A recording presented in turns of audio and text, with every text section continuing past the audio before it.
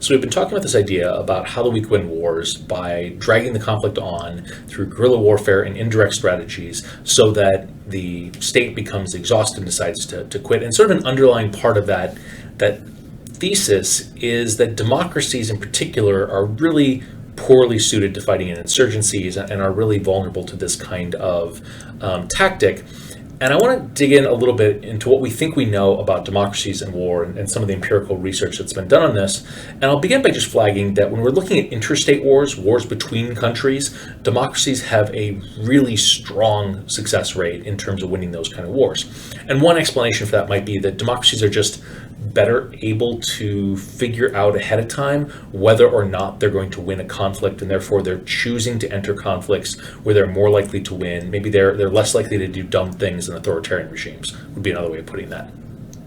Or it might be that when democracies do find themselves in conflicts, they're better able to mobilize their population, to draw on sort of nationalist sentiment, to draw upon the legitimacy that they have, and they're able to field larger, more effective, more dedicated armies than authoritarian regimes are able to do because of the nature of democracy. And so maybe the argument actually is, when we're thinking about interstate wars, that democracies are incredibly effective, but when they're facing an insurgency and in guerrilla warfare tactics, maybe civil wars are different. And there's a variety of arguments that get sort of tossed around that kind of make this case. So there's sort of Toff and Mack sort of suggest that there's sort of going to be public fatigue with protracted conflicts, that democracies essentially get frustrated and walk away from these sorts of conflicts. And we'll talk about that in a little bit. But there's other arguments that are out there that are maybe more in the sort of popular social conversation around this. One argument that gets tossed around occasionally is the idea that in order to win effectively in a civil war, you have to be willing to employ barbarism, you have to be willing to target the civilian population, and democracies just don't have the stomach to do the horrific things that are required for victory. I'm not sure that the data bears that out, that barbarism is necessary for victory, but it certainly is an argument that we can dig into a little bit to talk about whether democracies actually do engage in barbarism or are willing to engage in barbarism, regardless of whether or not it's effective. And then a final argument that gets kind of tossed about is that democracies sort of are inherently soft and weak, and people within democracies aren't willing to kind of make the kind of sacrifices that can be pulled from a population that's sort of ideologically motivated from an authoritarian regime, that authoritarian and totalitarian regimes are better able to mobilize their population. And I'm not particularly convinced that argument holds up at all. Again, as we noted, democracies are pretty good at fighting interstate wars. They tend to win decisively. And so if it was just that democracies were soft and weak and people in democracies weren't willing to engage in warfare, I would expect to see that argument would hold there as well. But I do think that there is a sensitivity to costs in democracies that we don't see in authoritarian regimes. And so we can talk about how maybe that changes how democracies fight, rather than asking the question about, are democracies even able to fight effectively? So I want to begin with just tackling the sort of big picture question of, are democracies actually bad at fighting insurgencies and fighting civil wars? And this is where sort of, if you approach it anecdotally, you can line up lots of examples of where democracies have failed to successfully win insurgency campaigns. You can point to Vietnam, or you can point to Afghanistan. But this is where social science ends up being really handy, because what we do with social science is we collect all of the possible examples that we can, and we try to sort out different patterns so that we're comparing apples to apples and oranges to oranges. And this ends up being really important in this case, because democracies tend to fight insurgencies not at home against their own population, but abroad as part of foreign intervention. Whereas authoritarian regimes are much more likely to fight insurgencies within their own country against their own population. And those are two different kinds of projects, right? If I'm an authoritarian leader and I'm fighting to hold on to power, I can't very easily walk away and say, well, this just isn't worth it, I'm not going to keep going. Whereas if you're engaged in a foreign intervention, that's an option. You can say, well, I'll have to figure out how to advance my security some other way, and I can feasibly withdraw while holding on to power within my own country. So there's a difference in terms of the exit option. But there's also just a difference in terms of your chances of success, right? So if I'm fighting a war in someone else's country, I probably don't have any legitimacy amongst the local population. I probably don't have the language skills within my soldiers to be able to effectively operate within that country. I probably lack some cultural knowledge about how to operate effectively. Whereas if I'm operating within my own country, it's a good chance somebody there supports me, and I can draw upon that base of support. I'm going to have those language skills, and I have that cultural knowledge. The task of carrying out a counterinsurgency campaign within your own country is a much easier task than trying to win against an insurgency in someone else's country. And so when we control for that, what we find is that authoritarian regimes and democracies have basically the same win rate in an apples to apples and an oranges to oranges comparison. There's no evidence that democracies are any worse than authoritarian regimes.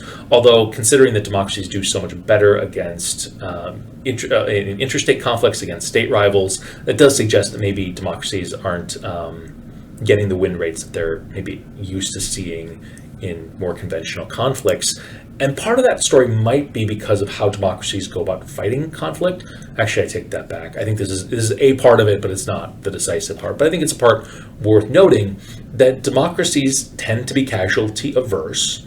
And one way to respond to that is to rely upon mechanization and technology to try to protect your soldiers from harm, right? So whether that means paying for extra shielding on the bottom of Humvees so that improvised explosive devices are less likely to kill soldiers as they're moving about the country, or whether it means paying for body armor for soldiers so that they're less likely to be harmed, whether it means doing extensive testing on helmets to figure out what helmet best protects against debris and shrapnel, or whether it means setting up a global network to be able to provide medical support to forces in combat. These are the kind of things that democracies are likely to do, some of which are not great in terms of counterinsurgency. And so, particularly given that hearts and minds approach that we talked about when we talked about Petraeus and the U.S. Army Marine counterinsurgency field manual, the idea is that you should be out among the population, that you should be exposing yourself to risk, not driving around in armored vehicles, but out walking the streets like a beat cop. And those are the kind of things that democracies have a really hard time asking their soldiers to do, because there's a recognition that the death of soldiers is so painful to the population and should be avoided at all costs if possible, even if that means relying upon technology and helicopters and tanks, when walking the beat as a cop would actually be a more effective strategy in the long term. And so if you think about it, the fact that democracies are achieving comparable win rates in insurgencies, even though they tend to invest in building their militaries in ways that are maybe not as suitable for counterinsurgency, is actually, I think, fairly noteworthy. The other thing I'll flag is that this argument against democracies as effective in fighting war makes this sort of argument that democracies are sort of weaker or unwilling to do horrific things for the sake of victory. And I just find that historically uninformed. That there's lots of evidence of democracies doing really horrific things to facilitate military victory and to crush insurgencies. We could point to British and French colonial rule and their efforts to hold on to their colonial empires as examples of this. Maybe you could make the case, well, that was mid 20th century or before. I could point you to the U.S. campaign against the Cherokee and an brutal ethnic cleansing campaign to drive the Cherokee out of the southeast of the United States, along with other campaigns of barbarism conducted against Native Americans for 100 years, 150 years. We could point to India more currently with its essentially military occupation of Indian-controlled Kashmir to try to crush the Kashmir insurgency that's been fostered by Pakistan against Indian rule over Indian-controlled Kashmir that has been horrific and barbarous in a number of ways. So the idea that democracies just never do these things or can't do these things or won't do these things, I don't know that holds up particularly well empirically.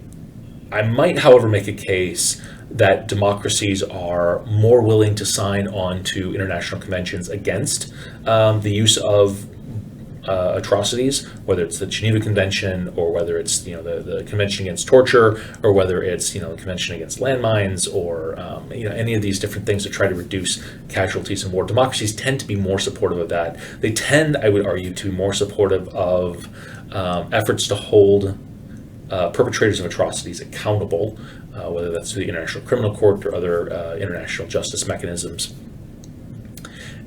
And I would suggest that democracies have largely bought into the norm that civilians ought not be targeted. And I think that over the course of the 20th century, that norm has maybe gained in strength and gained in the ability to constrain democratic states in a way that maybe today there is pushback and there are consequences. And democracies try not to break this norm of protecting civilians or not harming civilians in conflict settings in quite the way that they might have easily rolled through that norm 50 years ago, 100 years ago, or 200 years ago. And then a final point I will make on all this is that the argument that Toft and others have made is that as these conflicts drag on, the public becomes wary, the public becomes frustrated with the casualties, and that those rising casualties and the protracted nature of the conflict create sort of a public backlash and a groundswell of resistance to ongoing conflict. And I'll begin by saying I'm not sure that that's actually a bad thing. One of the things that we find out is that while democracies and authoritarian regimes have comparable win rates, democracies tend to lose faster, which is actually one indicator of maybe good policy making, that if you recognize that there's really no way to salvage a conflict, the best thing you could do is to get out, and to get out quickly. So maybe that's not necessarily a bad thing if there's public backlash against a conflict that's clearly not going to be winnable or desirable to win. But it also, this argument kind of renders states as strategic actors. And what I mean by that is that it sort of assumes that states aren't aware of this and aren't thinking about how to avoid it and aren't actively trying to counter it. When in fact, I think there's lots of evidence that states are thinking about this and are aware of it and are actively trying to counter it. So states think a great deal about how to control or manipulate or shape media coverage around events, right? Whether that means, creating feel-good stories that they can push out to journalists, or censoring images of barbarism and trying to prevent things from being printed that might reflect badly upon the state, right? Or it might be just out and out lying about particular figures, as the United States did in Vietnam, about the kill rates that the U.S. military was achieving in Vietnam, to paint a much rosier picture about the conflict than actually was existing. So there's things that you can do, some out and out nefarious like lying, others more subtle about sort of how we characterize or count different things. If we're talking about the U.S. force presence in Afghanistan, and we're counting sort of soldiers in uniform but not counting private military contractors, are we understating the size of the U.S. military's presence in Afghanistan? Maybe, but also that's just a counting thing. And if you dig into the information, maybe the full story's there. It just requires some digging, right? But states will think about this. They'll think about how to present the story to the population in a way that is less likely to provoke a public backlash. In fact, I was at a conference a number of years ago, and U.S. military commanders were talking about how they think about this, and they think about this in terms of what's called the burn rate. Of you can go after the Taliban today and crush them in Afghanistan, but doing so would produce a lot of fatalities on the part of the United States. A lot of soldiers would die, and if you have a lot of soldiers dying, that's something that the press notes.